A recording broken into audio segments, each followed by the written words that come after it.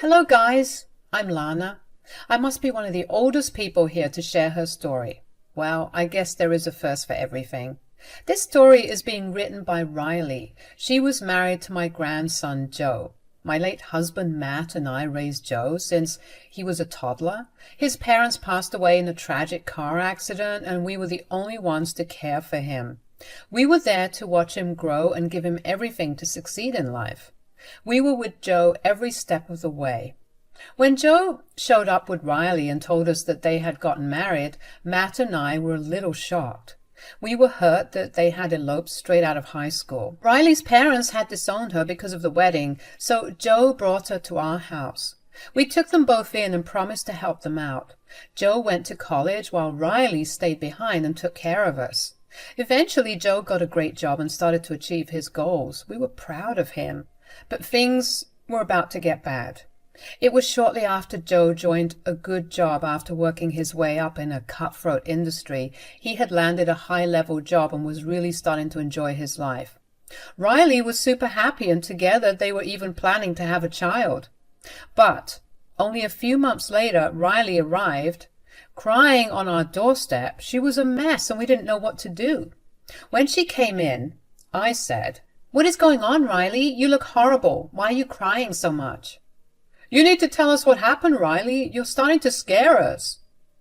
"I don't know what to say, guys. Joe has left me. He's gone." "What are you talking about, Riley?"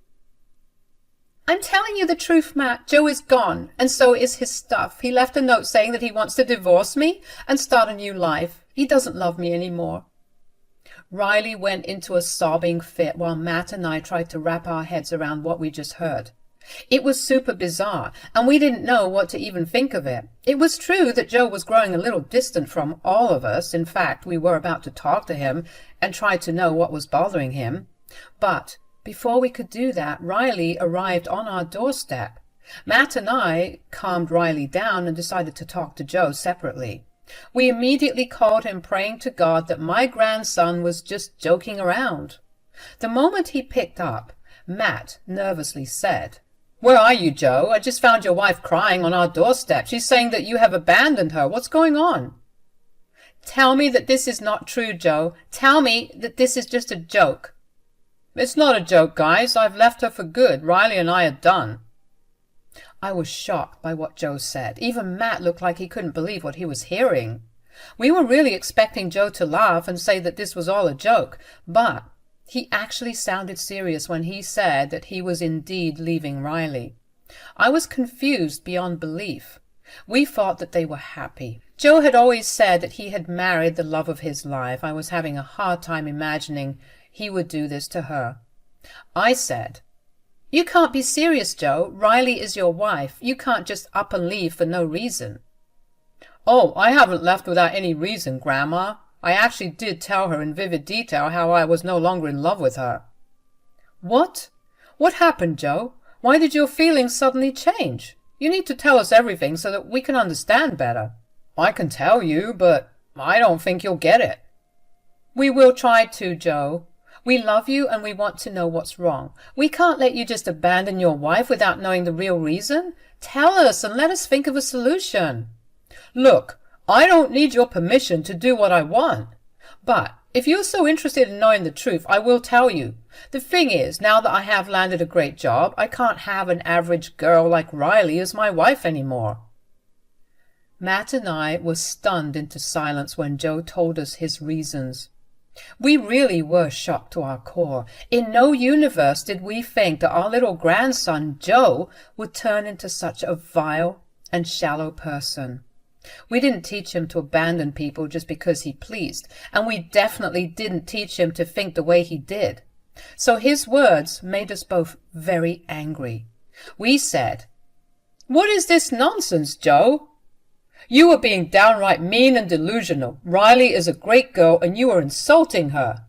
"I don't think you are thinking straight, Joe. This is not how a marriage works. Riley loves you and you love her. That's what is most important. Besides, Matt is right. Riley is a great girl and I don't think you can ask for better." "That is definitely not true. I want a better wife because I could have a better one. And guess what? I already found someone who's way better than Riley. My new girlfriend is more beautiful and successful than Riley. They're so far apart. They don't even compare." The conversation kept getting worse. With every sentence Joe said, Matt and I were getting angry. Joe was being extremely nonchalant and straight up admitted that he had an affair. Still, Matt and I knew that we had to find out more about what happened. Whatever we knew was enough to make us disgusted with Joe. But knowing the whole truth was important for us and for Riley. I said, "Are you telling us that you had an affair, Joe? And you were leaving Riley to be with your mistress? Is that what you were saying?" "If you want to call this an affair, then call it whatever you want. I don't care what name you give to our relationship. The fact is that I am in love with my new girlfriend, and she is everything to me now. What about Riley, Joe? She was everything to you too. That's what you had told us when you asked for our help and blessing to get married." "I was young and stupid, Grandpa. I really should have waited for a while before settling for an average girl. Thank God I realized my mistake before having kids with her. I would have been stuck with her for life." "I don't believe this, Joe. You were being so nonchalant about this all. You made a big mistake and crossed a big boundary by cheating on your wife. You have disappointed us, Joe." "Well, I don't care. I'm happy with my new woman, so you should be happy about this too. She was the one who made me realize that I was wasting my time with an insignificant woman. She was right about that. She is so much better than Riley." Matt was getting very angry with Joe, and this was the last comment that drove him over the edge. He hated cheaters as much as I hated them. Joe was our grandson, all right, but he was behaving like an insane man. He expected us to just accept his new life and not hold him responsible for his actions. But we weren't willing to do what he wanted. Matt, in his anger, said, "No, absolutely not, Joe. We will not be happy about what you have done, and we will never accept your new life." I have to agree with Matt here, Joe.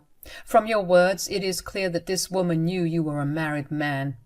So she wasn't in the dark about what she was doing. This is just plain wrong, and we will never accept a girl like that. "Very well, then. This makes things much better, actually. My new girlfriend doesn't want me to be so close to you guys. She thinks you try to control me, and I will never reach my full potential if I keep listening to you guys. Looks like she was right." I actually winced when Joe said that. The more he was talking, the further away I felt from him. I used to find the essence of my son in Joe, but the man who was talking to me on the phone didn't even feel like he was related to me. Joe was so influenced by his new girlfriend that he was ready to cut us off for it. He actually said those words out loud. He was telling us that he would choose this girl over someone who raised him. I had tears in my eyes from the sheer betrayal. I said in a shaky voice, "What? You will abandon us for this woman too? How can you even say that, Joe?" "I'm serious about this, Grandma. Lana has been right about everything. If you can't even be happy for me, you don't deserve to be in my life. Is that a threat, Joe? If we don't forgive you for your nonsense and accept your wife, will you cut us off?" "Yes, I actually will do that. Since you want to take Riley's side so badly, let her be your grandchild instead of me. I'm done. We raised you for 20 years, and this is how you repay us. We did our best and sacrificed a lot to make sure you were taken care of. Now, we know that it was all in vain. You have turned into an absolute monster." Those were some of the last words Matt spoke to Joe. The conversation that followed this is not worth mentioning. There was a lot of back and forth, and Joe ended up calling us some awful things. I knew he was hurt that we didn't accept his choices right away, but what option did we have? We weren't going to blindly support Joe's decisions just because he is our grandson. He was behaving like a very cruel person, and he was putting this new girl above everyone else. He also showed no remorse for the wrongs he did. It absolutely broke our hearts. When Matt and I finally ended our conversation with Joe, we knew one thing. Joe was beyond help now. He was adamant about cutting us off if we didn't accept his new life. He was forcing us to do something that we didn't want to do. In the end, before we could even make a decision, our grandson cut us off for good. He blocked us everywhere, effectively cutting off our connection to him. Joe and Riley ended up getting a divorce after Joe didn't come back for a full year. Riley was a mess and relied on me and my husband for emotional support. We actually invited her into our house because she was a broken mess from what Joe did to her. Guys, Matt and I never regretted the decision about making Riley a part of our family. When our own grandson abandoned us, Riley was there for us. After she got back on her feet and became emotionally strong, she became our rock. Joe didn't even talk to us for 5 years, not a single word. We never reached out because it was never our decision to cut him off. Matt and I missed our grandson. I'm not going to lie about that. However, his betrayal cut deep and left us bleeding inside. My husband never got to see or talk to Joe again. He died before Joe reached us. When Matt passed away, I didn't know whether to invite Joe to the funeral. I was a broken mess and wanted my grandson there. It was Riley who convinced me to call him. She said, "Listen to me, Lana. I know you are missing your grandson. Go and call him. Tell him what happened and ask him to come to the funeral." "I don't know, Riley. I still haven't forgiven him for what he did." "It was a long time ago, Lana. It's okay if you don't want to forgive him, but I think you will always feel guilty and have regrets if you don't try once." "You think that inviting him to the funeral will be a good idea?" "I feel really unsure, Riley." "You and Matt raised Joe almost like your own child, Lana. I think as a parent you could give him this one chance to grieve someone who he loves. Joe loved you too. Maybe this time he will finally see how wrong he was to cut you off." Riley's words gave me some hope. She was right. I didn't want to regret not calling Joe to the funeral. Maybe he still loved us and would want to pay his respects to his grandpa for one last time. Even if he was too prideful to talk to us, it was my duty to reach out to him. Besides, Riley had moved on with a great man, and so I was ready to try and mend the bridges with Joe too. So I said to Riley, "Okay, Riley, I will invite Joe to the funeral, but he has blocked me everywhere and I don't have his contact anymore. I don't know how to reach him." "Don't worry, Lana. He had never blocked me from social media. I could reach out to him on your behalf. You can dictate the message and watch as I type it out and send it to him." "That sounds great, Riley.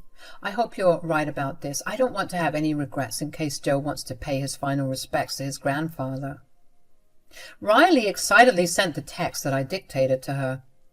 I was starting to have some hope after Riley talked to me about possibly moving on from the incident. She didn't like that Joe boycotted us and we ended up losing our bond with him.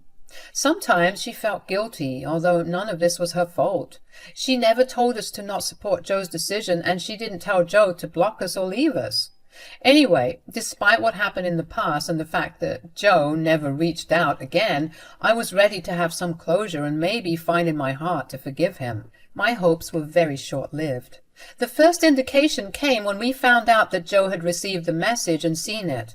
But he never graced us with a reply.